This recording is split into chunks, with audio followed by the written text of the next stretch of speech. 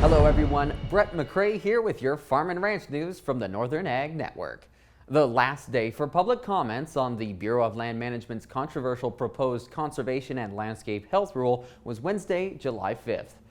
The Public Lands Council led 2 other national and 55 state organizations representing public lands ranchers in articulating stakeholder concerns about the rule that would elevate conservation as a use on BLM-administered lands.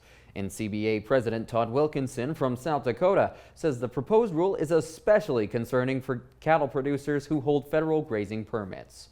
In addition to the comments submitted by the trade associations, over 700 individual livestock producers signed a letter to the BLM opposing the rule. The European Food Safety Agency says that it has not identified any areas of concern that would stop the reapproval of glyphosate for use in the European Union. Glyphosate approval in the EU will expire at the end of 2023, and the European Commission will determine whether to propose glyphosate for renewal. In 2015, the World Health Organization said that glyphosate is, quote, probably carcinogenic to humans, although that was disputed by the company Bayer, which pointed to decades of health studies showing that the product is safe for humans to use. The Food Safety Agency determined that glyphosate use is not a major concern for consumers. Thanks for tuning in for your Farm and Ranch news. We'll be back in an hour with your markets. We asked Montana farmer Walt Sales about the challenges of mental health in agriculture. Another drought, there always is. There's always gonna be another something.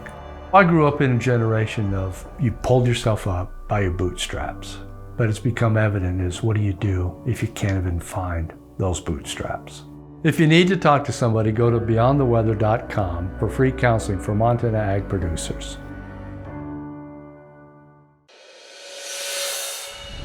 Hello everyone, Brett McRae back with more ag news and your markets.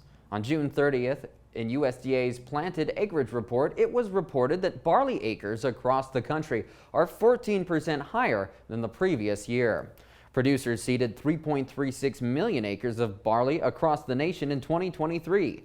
The increase was especially pronounced here in Montana, where producers planted 1.25 million acres, 220,000 more and 21% higher than 2022.